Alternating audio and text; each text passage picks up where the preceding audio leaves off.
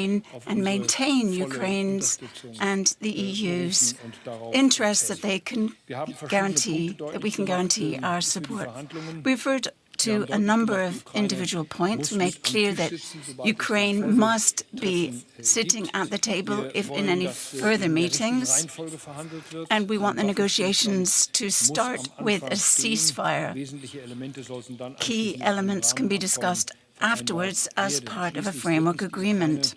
And thirdly, Ukraine is prepared to have territorial discussions, but then the contact line must be the point of departure, and a legal recognition of Ukraine's annexed territory cannot be pursued. There must be robust peace agreements for the future. The sovereignty of Ukraine must be something they can defend, and they must be able to count on Western support in the future. Also, negotiations must be part of a transatlantic strategy. Only then is it most likely that we can be successful, and this must be based on strong support for Ukraine and, where necessary, exerting pressure on Russia. So in Alaska, if there's no movement on the Russian side, then the US and we Europeans must step up our pressure on Russia. President Trump is familiar with our position and shares this position largely. So I think we had an extremely constructive and good conversation on the whole.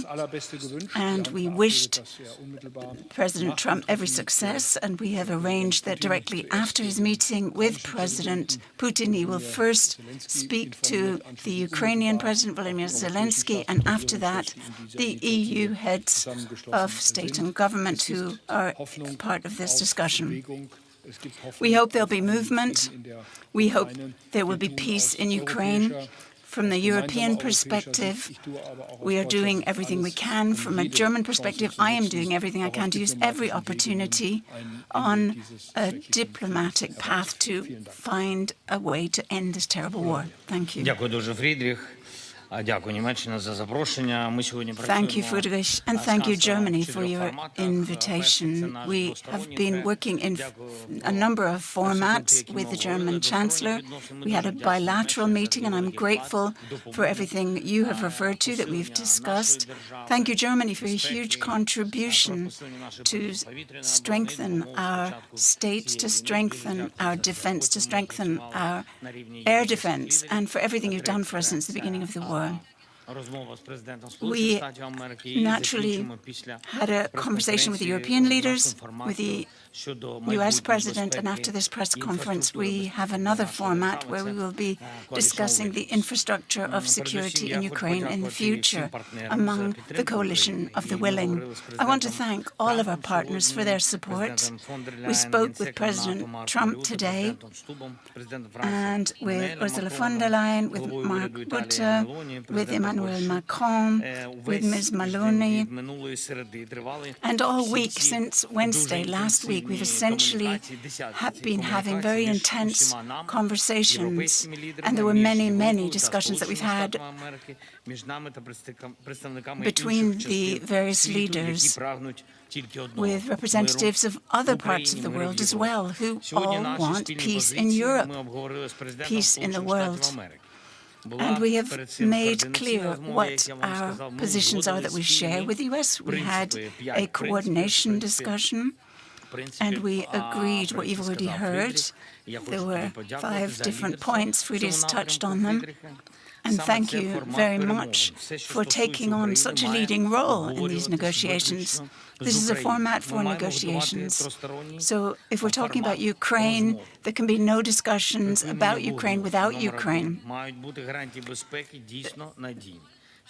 We want a ceasefire.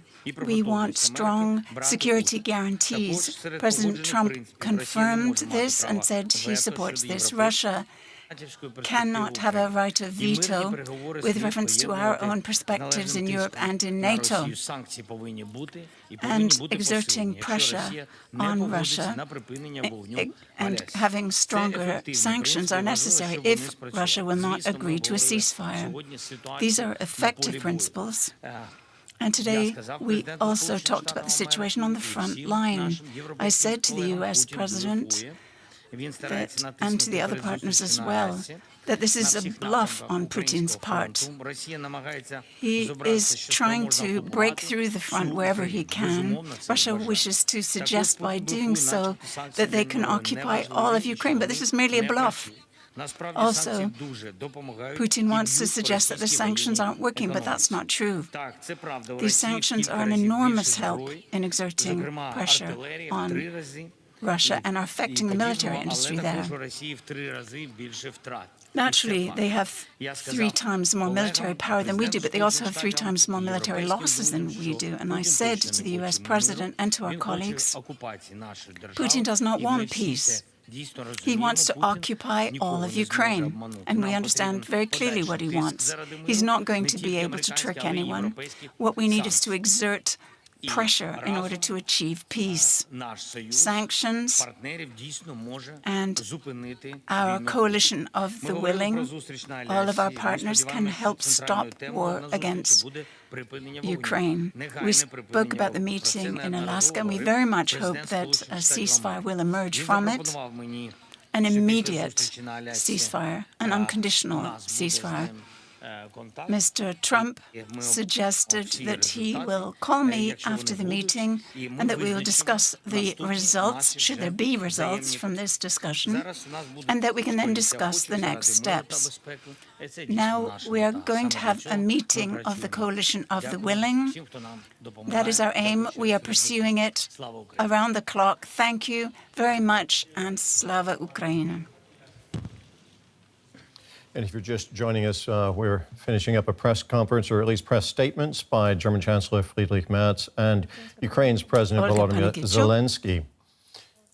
Looks like they're going to take some questions, I'm told, so maybe we can tune in and catch some of that, although perhaps not.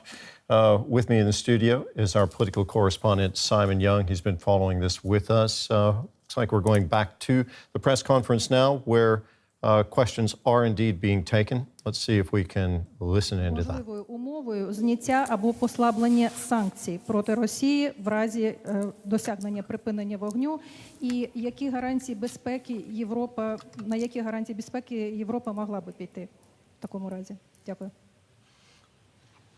Can I begin? Please. Thank you. Дякую за запитання. А щодо моєї позиції, вона не змінилась, тому що вона має фундамент Конституції України. Допоки Конституція держави не змінена, не може бути змінна позиція гаранта цієї Конституції. Ми сьогодні обговорювали і ці питання, безумовно, це дуже складні питання. Я одразу хочу підкреслити, будь-які питання, які стосуються територіальної цілісності нашої держави, не можуть обговорюватись, незважаючи на нашу державу, на наш народ, на волю держави. These are questions that cannot be discussed now. We have to bear in mind the people, and we have to bear in mind our constitution. Wir haben natürlich auch über die Frage des Waffenstillstandes gesprochen.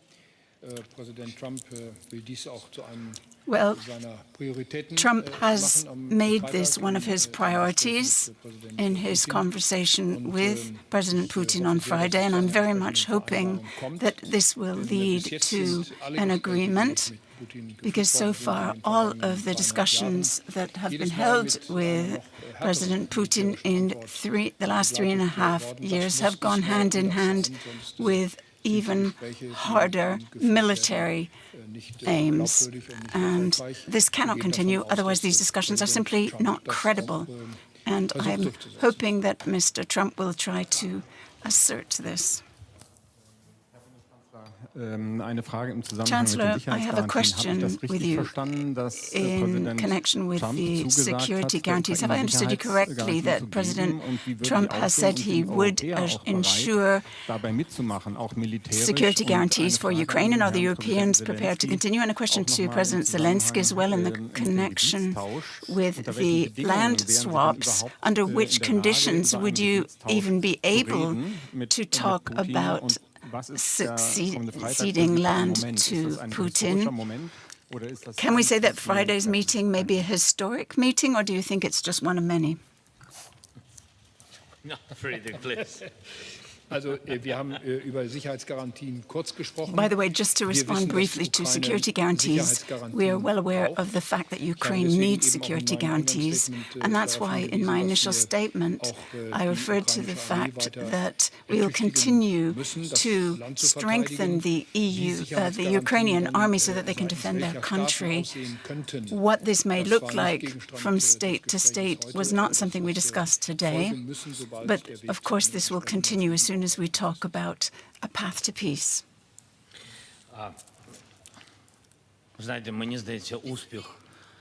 Well, you know, when we're talking about success of any negotiations, it depends first and foremost on the results. I mean, certainly in the discussions that we've had, I think we all agree and we are working in lockstep to work together. There's the same principle, the same attitude among all of us. That in itself is a step in the right direction.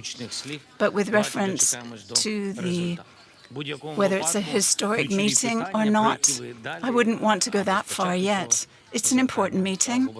I think that's right. But in terms of our territorial integrity, well, this is something that will be decided by the Ukrainians, and there can be no decision about Ukraine without Ukraine. Thank you. So that was Vladimir Putin. No, excuse me. Of course, that was Volodymyr Zelenskyy talking about the meeting with Vladimir Putin that's about to take place this week on Friday, meeting with U.S. President Donald Trump. And we also heard, of course, after just before Zelenskyy there at the end, we heard Germany's Chancellor Friedrich Merz commenting on the discussions that are being held today with Germany and Ukraine's European partners, and also with the U.S. President. There was a telephone call taking place there. Our political correspondent, Simon Young, is with me here in the studio. He was listening to all of that as well. Simon, what would you make of what you just heard? Well, I thought what stood out from Friedrich Merz was the relatively sort of positive take on this meeting in Alaska on Friday between Trump and Putin. He said that at that meeting, fundamental European security interests must be maintained. So he's taking it seriously. He's saying that he sees an opportunity to have those interests there expressed presumably through the voice of Donald Trump. And he said also that if the US wants to work towards peace in Ukraine, then European support for that is guaranteed. So very much emphasizing the idea that Europe and the Americans are on the same page with regard to the overall sort of strategy and what they want in terms of an outcome. Of course, the details are what it's all about. Merz also said that he hopes that an important decision can be made in Anchorage, and he wants Trump to be successful. So I think you can say that Merz's line is, let's not sort of try and set up an antagonism or exacerbate any differences of opinion that may appear between the European capitals and Washington, D.C. Let us talk as if we're on the same page. And I think, it's hard to read exactly from those comments, also from Zelenskyy, as to whether they really felt that they got through to him. Indeed, what we heard from Friedrich Merz was a positive tone, hopeful for the talks on Friday. And indeed, he even said, we hope important decisions can be made there in Alaska between the Russian and U.S. presidents. And then, of course, after we heard the German Chancellor speak, we heard the Ukrainian president. And what do you make of what he had to say, Simon? Well, he was essentially saying that he sort of reiterated what Merz had said and talked about the importance of a ceasefire being the sort of starting point for any agreement that there might be, and also the importance of strong security guarantees for Ukraine going forward. And he said on both of those points in particular that Trump was, on the same page, that he agreed with that.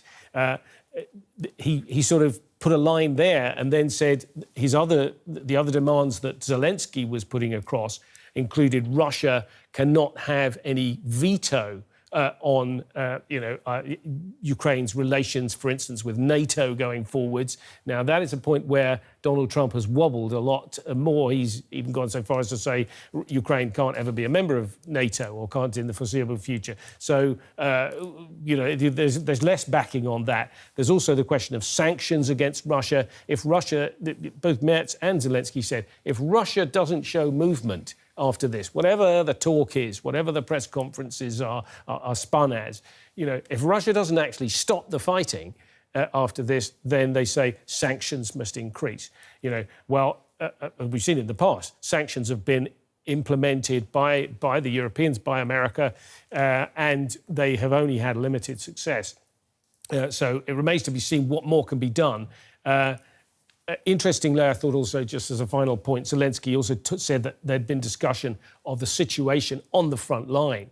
The fact that Russia, while being involved in diplomacy, is also fighting hard on the ground and trying to make gains, and they have made some gains on the ground in recent days. Zelenskyy said it's a bluff. It's a bluff to say, oh, look, we could basically win this war in a few weeks if we wanted to. We're holding back. And nobody should believe that. Zelenskyy says Putin doesn't really want peace. He wants to take over Ukraine, and he's got to be stopped. So, on the verbal level, there's a lot of agreement between the Europeans, and there's a lot of work for Donald Trump to do to put those points across to Vladimir Putin. Ukraine and its European partners standing strong there today, putting up a good front. Simon Young, thank you for now. We also have down at the Chancellery, DW's chief political editor, Michaela Kufner. She was following that press conference in place as it was going on between the German Chancellor and Ukraine's president. She joins us now from there. Michaela, you just understand that you just attended that press conference. What impression did the leaders make on you?